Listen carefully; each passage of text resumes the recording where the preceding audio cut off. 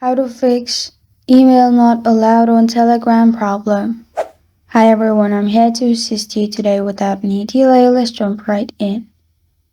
First, open Settings on your device. In Settings, click on Apps and Notifications. After you click on Apps and Notifications, in here, simply click on Telegram. After you click on Telegram in here, it will open this page. Click on Storage and Cache, which is the third option. Then click on Clear Cache and Clear Storage. After you click on Clear Cache and Clear Storage, simply go back and click on Permissions. And make sure Permissions is allowed to all the options. You can simply click on one of the options and click on Allow Access and repeat the process.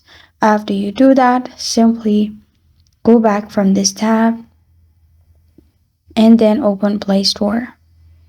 In Play Store, download this VPN 1.1.1.1 and open the app. After you open the app, in here, simply connect it.